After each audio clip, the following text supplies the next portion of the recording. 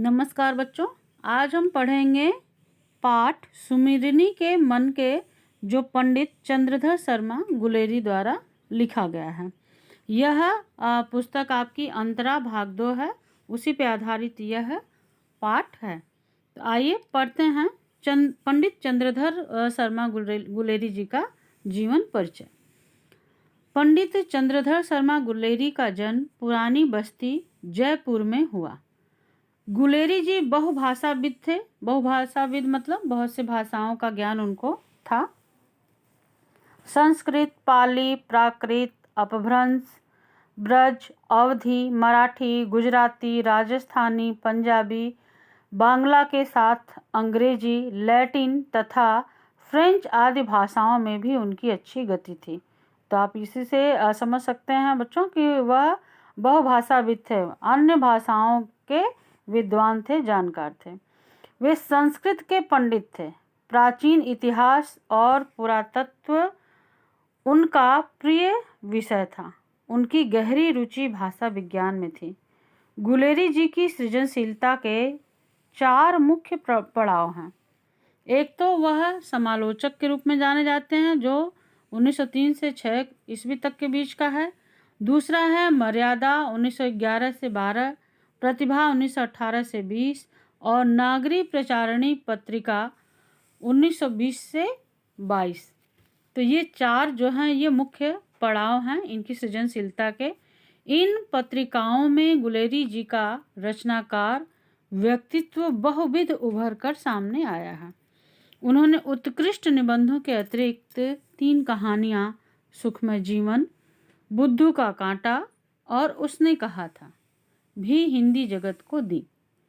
सिर्फ उसने कहा था कहानी तो गुलेरी जी का पर्याय ही बन चुकी है। बच्चों, यह बहुत ही प्रसिद्ध कहानी है उनकी, उसने कहा था। गुलेरी जी की विद्वता का ही प्रमाण और प्रभाव था कि उन्होंने 1904 से 1922 तक अनेक महत्वपूर्ण संस्थानों में प्राध्यापन कार्य किया।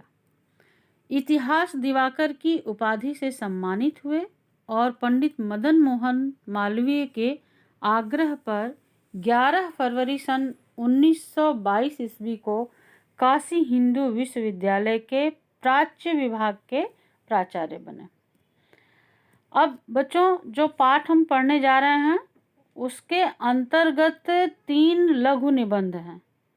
तो यह पाठ को हम 3 भागों में बांट भी देंगे। तो सुमिरनी के मनके के नाम से 3 लघु निबंध।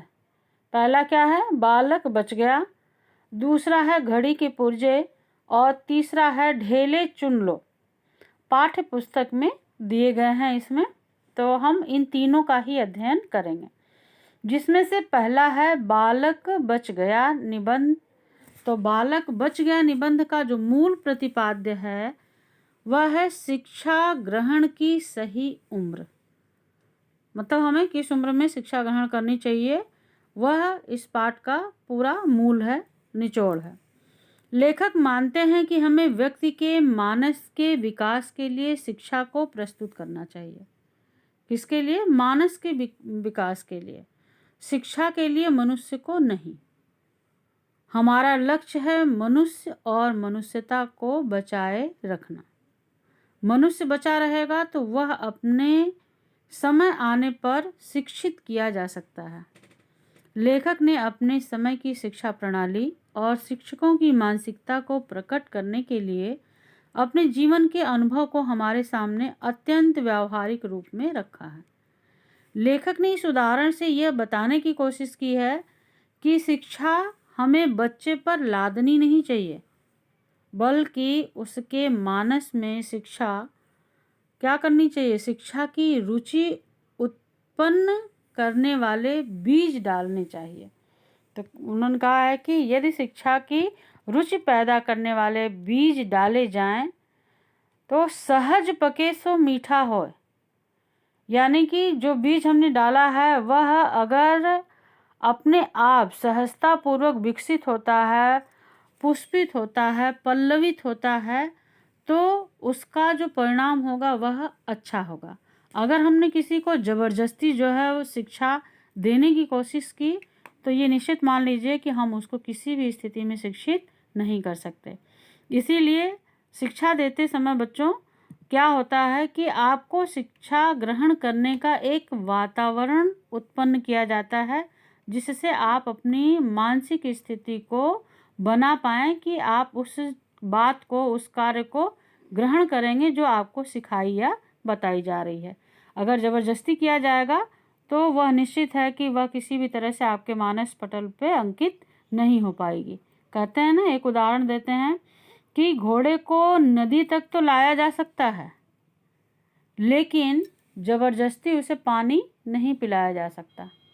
तो उसी तरह से शिक्षा, कोई कहे कि मैं शिक्षा दे रहा हूँ, शिक्षित कर रहा हूँ, तो ये तब तक असंभव है जब तक सामने वाला व्यक्ति उस शिक्षा को ग्रहण करने के लिए मानसिक रूप से तैयार ना हो। इसलिए शिक्षा जो है वो लादनी नहीं चाहिए, बल्कि शिक्षा देने के लिए वैसा परिवेश, वैसा वातावरण, वैसा मानस उस बच्चे का, उस व्यक्ति का तैयार करना चाहिए जिससे वह उस बात को ग्रहण कर सके। तो यहाँ पे अब आप देखेंगे ये बहुत ही व्यावहारिक बात है, बहुत व्यावहारिकता के साथ गुलेरी जी ने यह कहा है, जो कि सच है। फिर ये था बालक बच गया निबंध, और दूसरा है घड़ी के पुर्जे। इसमें लेखक ने धर्म के रहस्यों को जानने पर धर्म उपदेशकों द्वारा लगाए गए प्रतिबंधों को घड़ी के दृष्टांत द्वारा बड़े ही रोचक ढंग से प्रस्तुत किया है।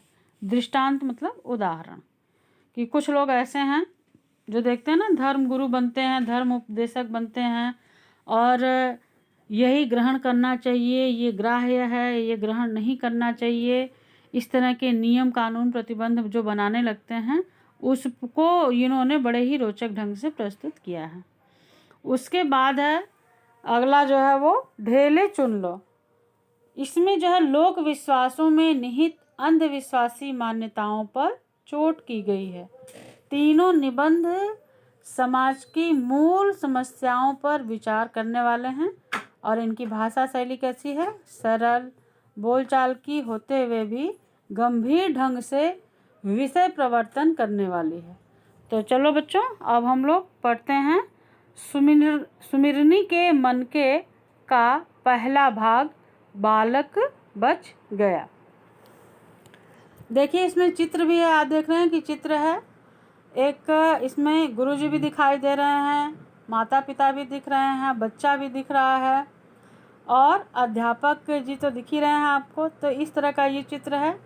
अब इसमें जो है वो क्या बताया गया है, क्या कहानी है इसमें, तो इसका हम पठन पाठन अभी करेंगे। पाठ की जो शुरुआत है वो इस प्रकार है। एक पाठशाला का वार्षिकोत्सव था। वार्षिकोत्सव मतलब एनुअल फंक्शन, आप सभी को पता है।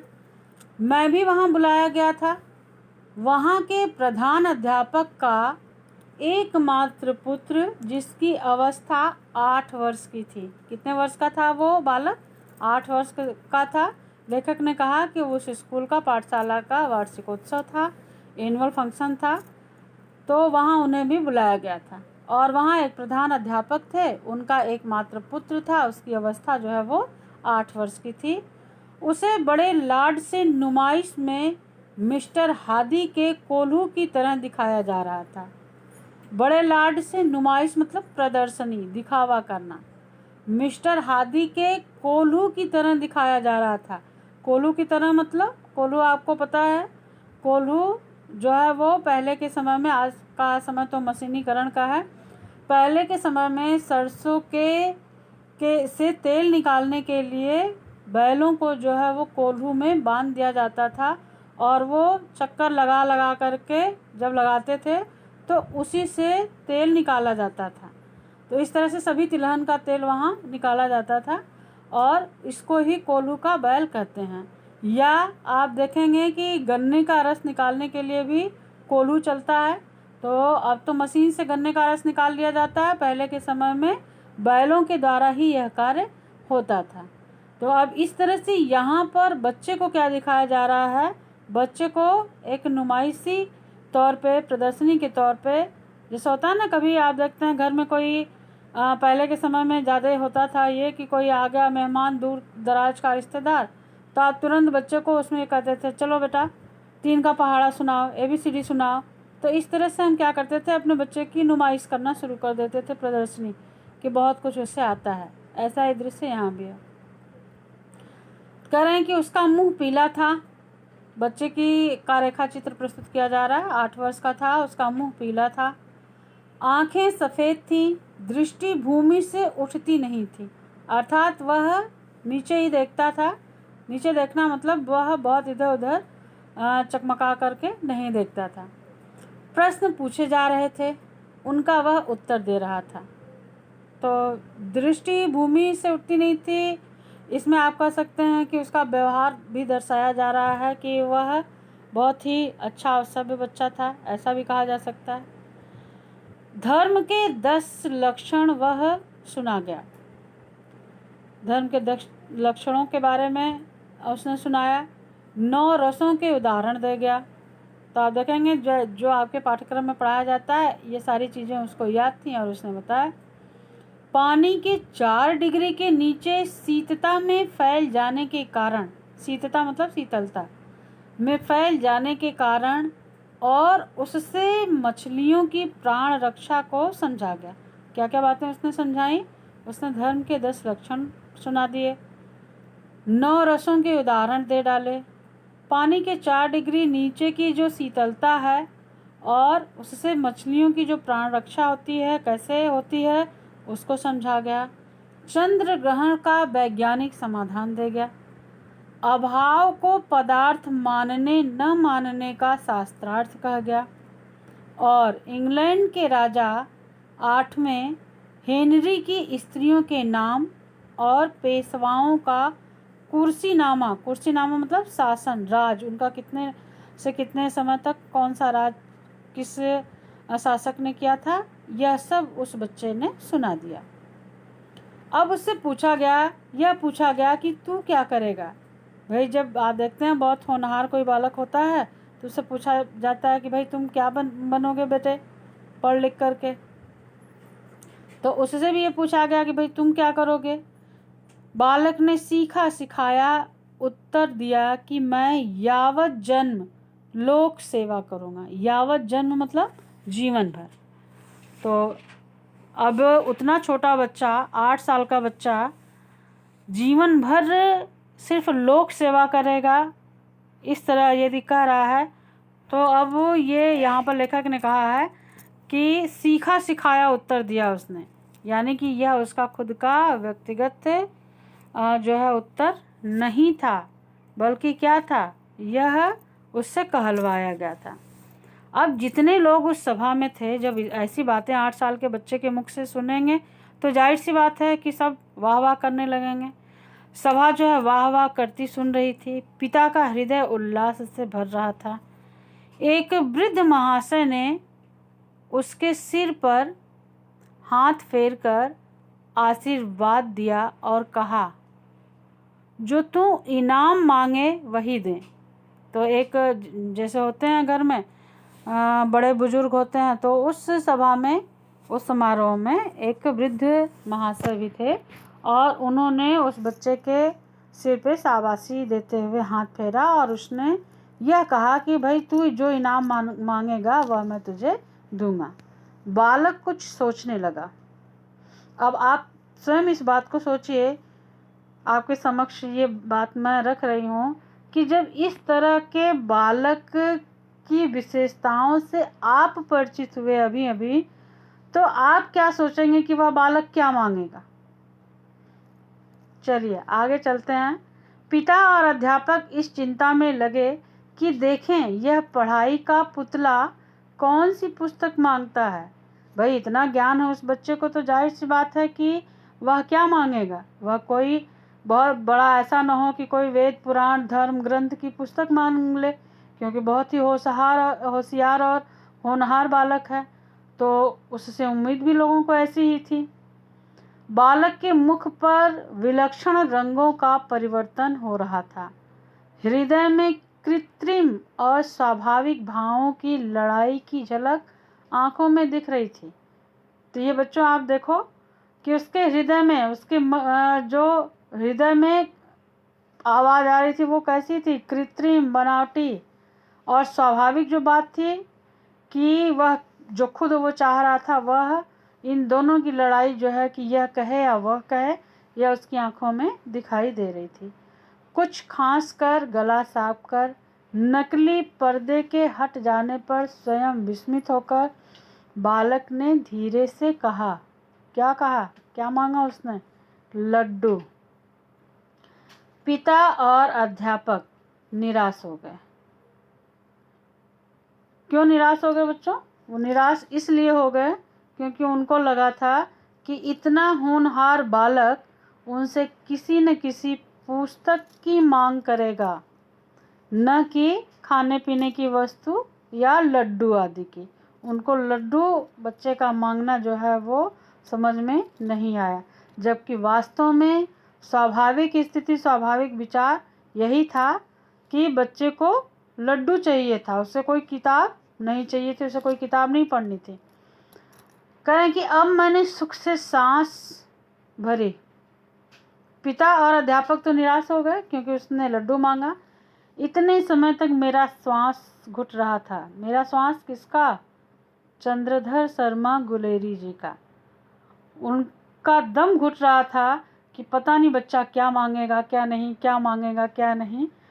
तो लोगों की कल्पना यही थी कि वो पुस्तक मांगेगा, लेकिन उसने जब लड्डू मांगा तब लेखक ने सुख की सांस भरी। उन सब ने बालक की प्रवृत्तियों का गला घोटने में कुछ उठा नहीं रखा था अर्थात कुछ बाकी नहीं रखा था। बच्चों, आज के समाज में भी कई बार हम देखते हैं आवश्यकता से अधिक अपेक्षा हम अपने बालक बालिका से करने लगते हैं, और कम आयु में ही हमें ऐसा लगता है कि पूरी दुनिया का ज्ञान सिर्फ उसी बालक में हो जाएगा। तो यह भी सही नहीं है। हर व्यक्ति, हर बच्चा, हर बालक, सबके अपने अपने मानसिक स्तर पे किसी चीज़ को ग्रहण करने की क्षमता होती है। सबका IQ लेवल एक बराबर नहीं होता है, इसलिए इस तरह की अपेक्षाएं रखना भी ठीक नहीं है। तो आप देखेंगे कि बहुत अच्छी, बहुत व्यवहारिक बातें जो हैं लेखक के द्वारा यहाँ पर पाठ में बताई गई हैं और सीख भी है साथ में। कह रहे हैं कि पर बालक बच गया। उसके बचने की आशा है क्योंकि वह लड्डू की पुकार जीवित वृक्ष के हरे पत्तों का मधुर मरमर था। हरे पत्तों में एक नए गीत की जो झनकार होती है, वह जो हरे पत्ते होते हैं कोमल होते हैं, हिलते हैं, डुलते हैं, और उससे वृक्ष जो है वह जीवित रहता है। तो यहाँ पर लड्डू को जीवित वृक्ष के हरे पत्तों का मधुर मरमर जो है वह कहा गया है। और इसी कारण कहा गया है क्योंकि अगर वो पुस्तक मांगता तो ये समझ लीजिए कि निश्चित है कि उसकी स्थिति क्या होती। उसकी स्थिति यही होती कि वह सिर्फ कठपुतली बन करके रह गया है, लेकिन यहाँ पर एक वृक्ष की मधुर मरमर अर्थात मीठी ध्वनि के रूप में उसने उस लड्डू को मांग करके अपने आप को प्रतिपादित किया है। मरे काठ की अलमारी की सिर दुखाने वाली खड़खड़ाहट नहीं। मरे काठ मतलब मरी हुई लकड़ी, मरी हुई लकड़ी मतलब सूखी हुई लकड़ी, सूखी हुई लकड़ी जिससे अलमारी बनाई जाती है और उस पर व्यक्ति अपना सिर पटकने लगे और उससे खटखटाहट की आवाज़ आए, ऐसा उसने नहीं बनाया, बल्कि जीवित वृक्ष की तरह उसने अपने विचारों को, अपनी अभिव्यक्ति को जो है वह उस समय व्यक्त किया। और अभिव्यक्ति कैसे दी? लड्डू को मांग करके, न कि पुस्तकों को मांग करके। तो बच्चों, इस पाठ में लेखक बताना क्या चाह रहा है? लेखक बताना यह चाह रहे हैं कि बच्चे को शिक्षा जो है वो ज़बरदस्ती न थोपी जाए, बल्कि उसको शिक्षित करने के लिए उसका मानस विकसित किया जाए, जिसके अनुसार वह शिक्षा ग्रहण करे, न कि रटी रटाई शिक्षा जो है वो ज्ञात करे, या रटी रटाई विद्या वह ग्रहण तो कर ले लेकिन वास्तव में वह शिक्षित न हो पाए। तो ऐसी शिक्षा का कोई भी फायदा व्यक्ति के जीवन में नहीं मिलता है। बच्चों, इस पे आधारित मैंने आपके कठिन शब्दार्थ लिख दिए हैं ताकि कठिन शब्दों के अर्थ आप जान जाएं। इसमें जो जो हमने बताया, नुमाइश, प्रदर्शनी और कोल्हू, तिल निकालने की मशीन है, और गन्ना पेराई के समय भी इसका प्रयोग किया जाता है। तो इस तरह से इसका उल्लेख है। आज के समय में कम देखने को मिलता है, गांव आदि में कहीं कहीं देखने को मिल जाता होगा। कुर्सीनामा, शासन या राज की अवधि जो है वो मैंने बताया कि बच्चे ने सारी बातें बता दी थी। तो इस तरह से आप देखेंगे मधुर मरमर मीठी ध्वनि। एक पैराग्राफ इसमें से मैंने लिया है, बालक कुछ सोचने से लेकर के मधुर मरमर था, यही पैराग्राफ है। इस पे आधारित 3 जो है वो अति लघु उत्तरीय प्रश्न मैंने दे दिए हैं। पाठ तथा पाठ के लेखक का नाम लिखें। पिता और अध्यापक बालक से किस प्रकार के उत्तर की संभावना कर रहे थे, वह क्या सोच रहे थे। मैंने बताया आपको कि वह यह सोच रहे थे कि वह किसी न किसी पुस्तक की मांग करेगा, जबकि बच्चे ने किसी पुस्तक को न मांग करके बल्कि क्या हुआ, एक लड्डू की मांग की। लड्डू की पुकार को किसके समान बताया गया है, जीवित वृक्ष के समान। जीवित वृक्ष के बल्कि कह सकते हैं कि मधुर मरमर मीठी ध्वनि के समान बताया गया है, सूखी हुई लकड़ी के या मरी हुई लकड़ी के समान नहीं। और गृह कार्य में बच्चों इसी पाठ पर आधारित ये जो एक लघु निबंध है, 3 निबंध है इसमें, तो ये पहला वाला है, इसको मैंने भाग क कर दिया है आपको समझने के लिए। तो इसके 5 प्रश्न है अभ्यास प्रश्न के, वो 5 प्रश्नों के उत्तर आप अपनी कॉपी में लिखेंगे। धन्यवाद।